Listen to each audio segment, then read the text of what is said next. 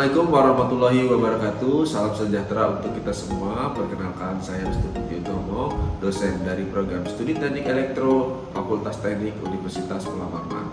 Pada video ini saya buat sebagai bagian dari pernyataan diri dosen pada uji kerja Tridharma Perguruan Tinggi PDD UNKAD TPT untuk sertifikasi dosen smart di bidang pengajaran.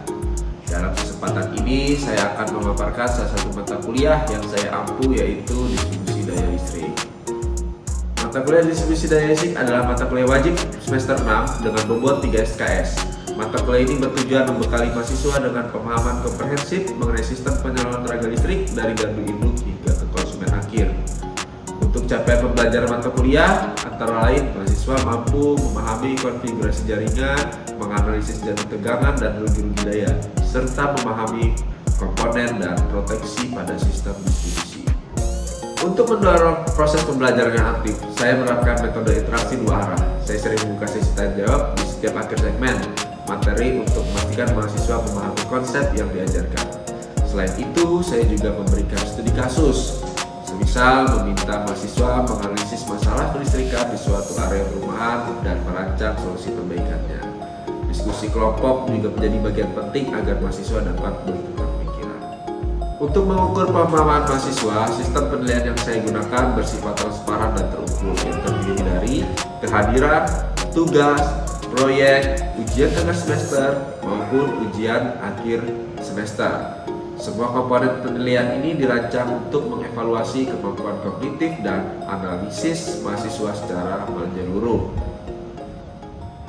Berikut merupakan video proses belajar dengan materi kapasitor bank untuk koreksi faktor daya. Assalamualaikum warahmatullahi wabarakatuh. Waalaikumsalam warahmatullahi wabarakatuh. Selamat siang. Siang. Oke. Hari ini ketemu lagi kita di mata kuliah distribusi. Ya, pertemuan keberapa? Ke-15. Oke. Berarti minggu depan? Oke.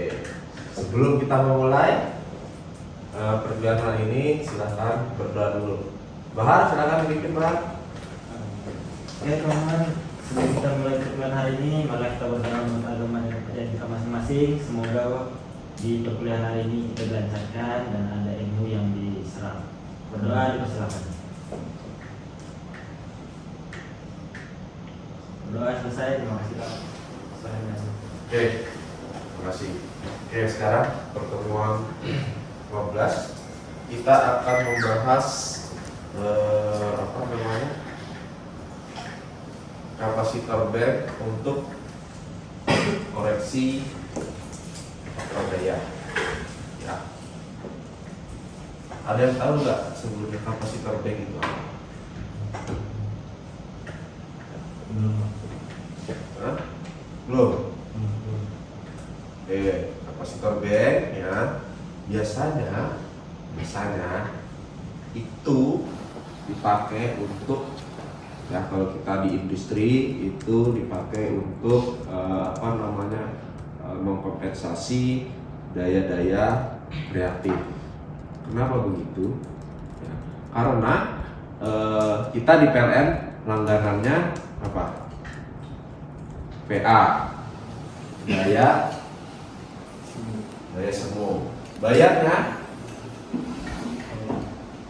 bagaimana? KWH. Oke, KWH itu bagi yang rumah tangga. Tapi kalau sudah industri, dia namanya ada denda reaktif atau denda KPARH. Nah, denda KPARH ini yang ibaratnya dibilang itu tagihan listriknya naik, bengkak. Kan jadi kalau yang di rumah tangga kita bayarnya cukup KWH, tapi kalau industri itu kita bayarnya ada KWH, ada KPRH. Nah, bagaimana supaya kita tidak mendapatkan denda KPRH ini? Yaitu dengan menambahkan sebuah kapasitor. Oke. Berikutnya, apa sih yang membuat dedak KPRH itu? Ya, apa? Ada tahu nggak?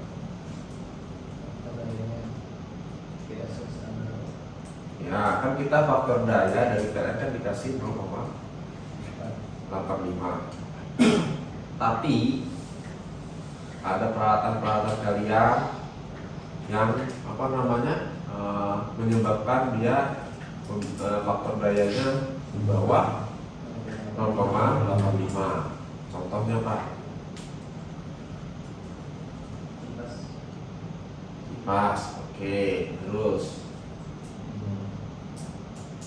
ini lampu apa? Lampu TL. Apa lagi?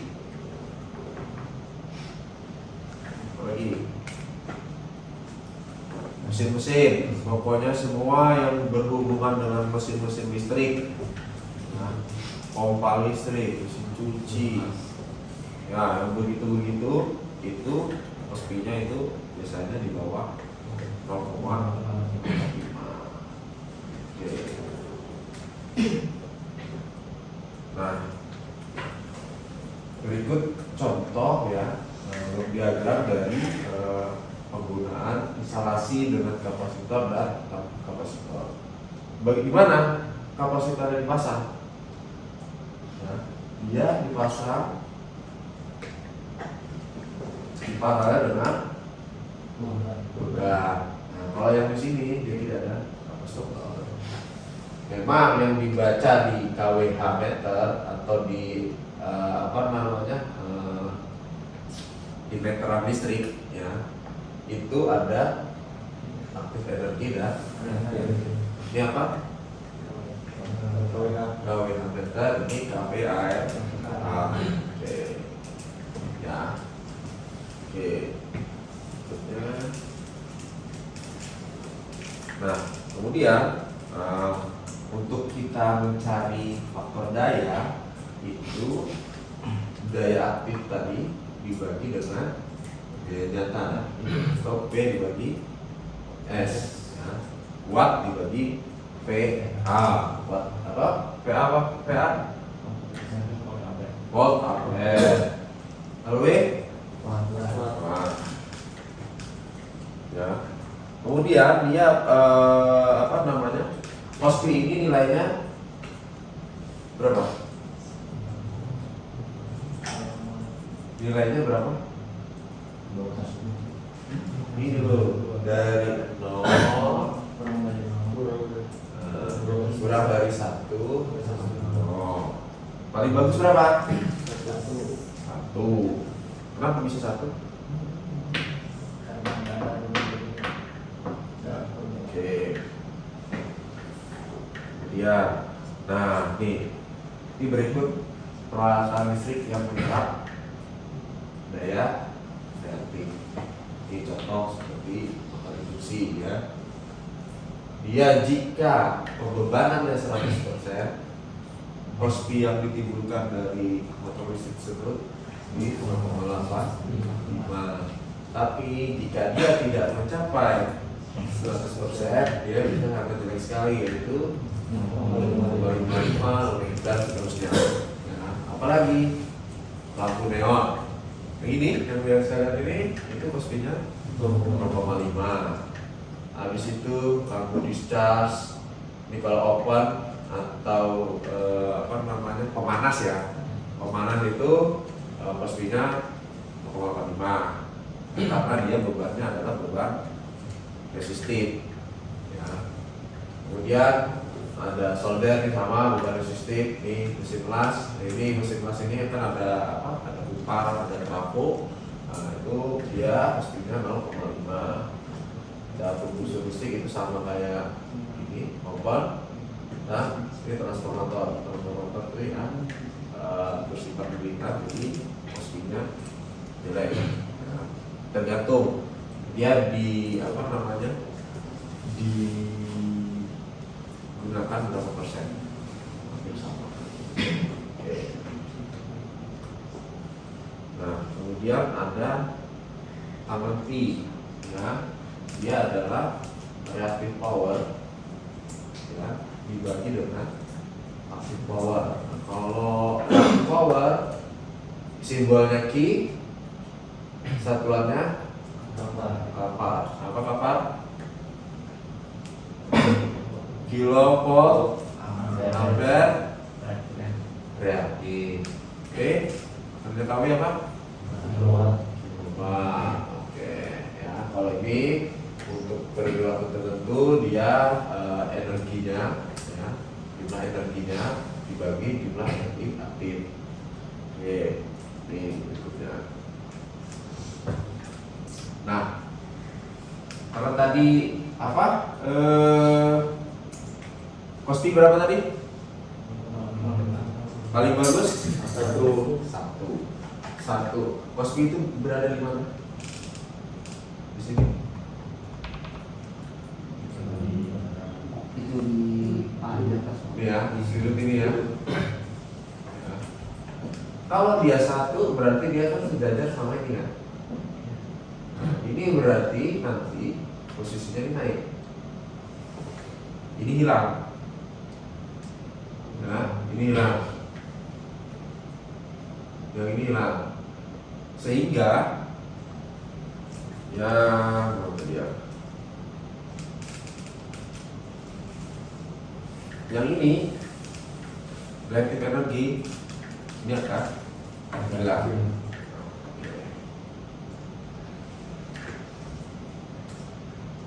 Ya.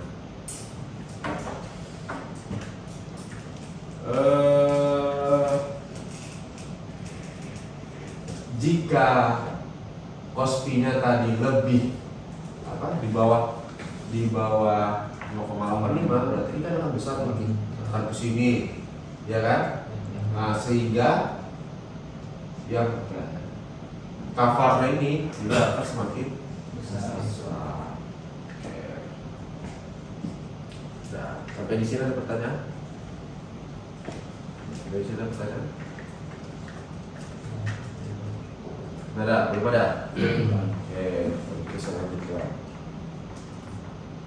Nah, apa sih keuntungan penggunaan kapasitor? Yang pertama, dari sisi ekonomi, penurunan biaya listrik yang disebabkan oleh biaya energi reaktif itu berkurang. Ya. Kemudian penurunan konsumsi energi aktif dalam KWH itu juga akan berkurang. Bisa dibilang harusnya nanti akan mengecil. Kenapa? Karena tadi kompensasi yang 0,85 bisa ditargetkan mendekati 1.000. Oke, dari sisi teknis dia bisa menurunkan ketegangan pada sistem. Kemudian menambah daya yang tersedia. Penurunan rugi-rugi jelas, memperbaiki kualitas arus listrik, ya. Nah, apa maksudnya nih? Peningkatan daya yang tersedia. Apa maksudnya? Contoh, di rumah kalian langganan PLN daya berapa?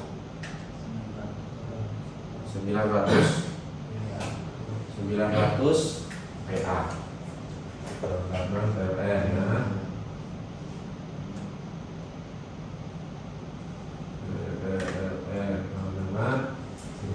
900 PA. Oke. Kemudian kosti berapa sih yang bisa diberikan PLN? Kostinya PLN dengan 0,85 ya. Sekarang kalau mau bayar apa kita? Bayar watt ya? Ya, Pak. Oke. Sekarang berapa sih? Ini sama dengan apa? Tegangan dikali harus kali kosti. Mana? Ini berapa? 900. dikit. Tegangannya 220. Oke, karena ini ya rangkaian PLN-nya ini sama dengan S, ya. S sama dengan apa? Oke, berarti 900 dikali berapa? Coba kalikan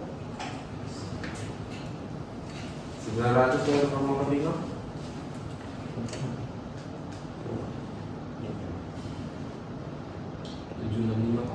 765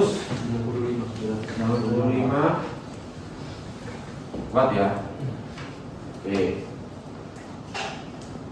Berarti peralatan listrik di rumahmu maksimal bisa digunakan 765 watt ya. Nih, sekarang kalau dia costingnya anggap aja 1 ya. Berarti B sama dengan B kali I kali cos B ini 900 kali 1 sama dengan 4. Oke, ada selisih berapa? 125 dikurangi berarti 7 65 berapa? 9 ya? 9 4 145 4. Oke. Kan sayang tuh 145 watt ini nggak bisa kalian gunakan ya. 145 watt itu nggak bisa kalian gunakan. Pak, koreksi Pak. Ya, 135. 135 Ya Pak. Oke, 135 ini nggak bisa kalian gunakan.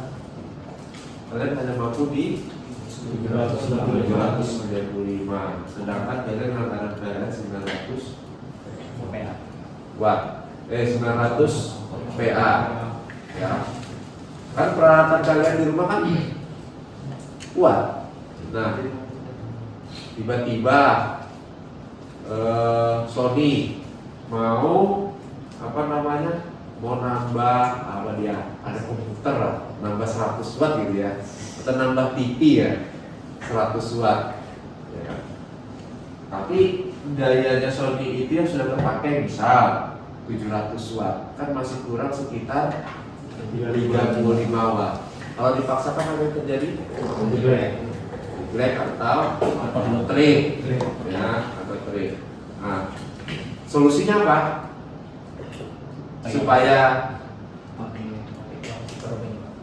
Supaya Sony ini bisa menambah TV tadi. Apa pertama solusinya? Bagi orang awam lah ya. Naikkan daya dari 900 ke 1.300 PA. Ya. Prosesnya akan mengeluarkan biaya, ya kan? Dan dia tidak perlu banyak sekali, paling pakai TV hanya ya beberapa jam kan begitu ya. Nah, biayanya pun berapa? Kan begitu pertanyaannya. Biayanya berapa? Dari 1.300 dikurangi 900 sekitar 400. Asumsikan 1 PA itu 1.000. Ya, asumsikan 1 PA 1.000. Jadi 400.000 dia untuk menaikkan daya. Tapi apa tapi itu? Tapinya apa? Betul, kita pasang kapasitor ya. Kalau memang sih kalau untuk di di beban rumah tangga itu tidak terlalu untuk denda tidak ada biaya kecuali dia yang industri. Tapi kalau yang ini tidak ada. Tapi supaya Sony bisa menghemat biaya dan memaksimalkan sistem kelistrikannya, dia beli kapasitor. Berapa sih kapasitor? Kapasitor pasaran kalau untuk kecil seperti ini ya murah aja, paling tidak sampai 10.000 ya, tidak sampai 10.000, bisa bertahan lama lah, kan begitu ya. Daripada dia harus tambah daya menjadi 1.300 PA. Oke, paham? Ini untuk yang di rumah. Industri bagaimana? Di industri bagaimana? Di industri sangat menghemat lagi karena pemakaiannya besar, yang dikompensasi yang juga besar, bisa ratusan juta. Begitu. Oke, nih berikutnya ini contoh ya untuk industri ya. Di sini instalasinya tanpa kapasitor, kita dulu ya. Silakan dulu kapasitor di sini ya. Dia menggunakan trafo 630 kPa. Ya, sumbernya ini ya 630 kPa. Kemudian dia menjalankan 2 unit motor dengan masing-masing dayanya 250 kW. Jadi total 500 kW. Ya. Di sini 630 kPa. Kalau orang awam, wah, trafoku 630 kok kan gitu ya. Ini menurutku cuma 500 kW. Oh, masih ada sisanya 130-an. Kan dia nggak gitu. Kospinya berapa, harganya berapa, gitu. Kalau oke lah, kalau ini 500 dengan kospi 1 ya 500. Tapi kospinya berapa? 0,75 ya, 0,75. Oke. Kemudian kalau dihitung yang ini ya, dengan trafo sekian ya, nah itu daya yang dibutuhkan adalah sebesar 665 kPa. Dari mana? 665 ini.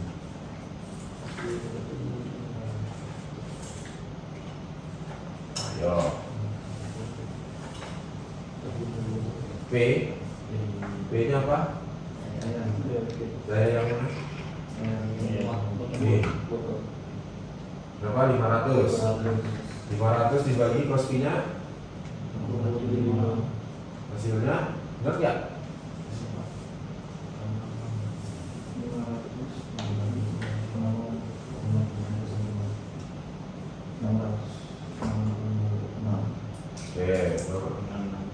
Ini koma pasti jadi 665. Sedangkan trafomu